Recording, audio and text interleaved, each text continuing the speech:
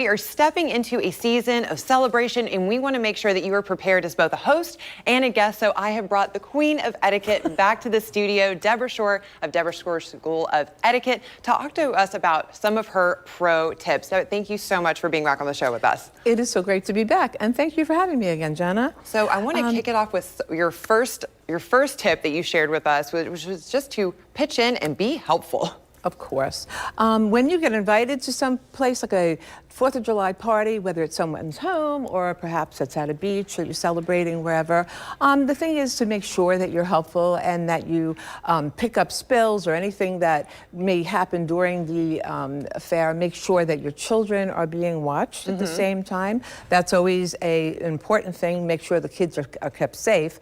And make sure that you asked if you should bring something, okay? What you can bring, what type of salad you can bring, if you want to bring baked beans or something like that. And if they don't ask you to bring something, well, you know, bring something anyway. Bring something anyway. Bring something that they can use later, like a candle or maybe a box of candy.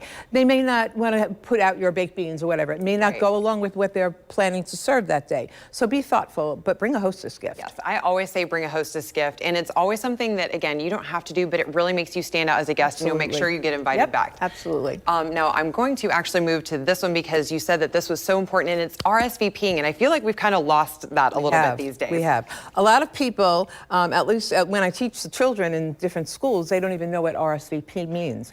RSVP is to respond to your invitation and respond to it in a prompt and quick fashion. Responde s'il vous plaît. It means respond if you please.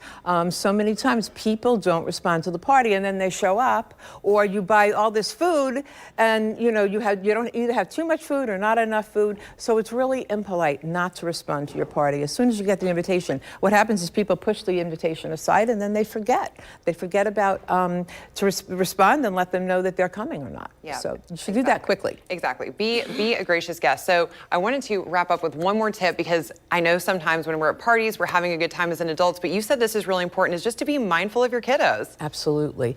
What happens, everybody gets together, everybody's around the pool, they're barbecuing, they're having a good time, and where's little Johnny? You know, okay, everybody needs to keep an eye on the kids. If you're going in the house to get, bring out an entree or something that you have in the oven or whatever, make sure that you tell one of your guests who's going to be the lifeguard, who's going to be keeping an eye on the children.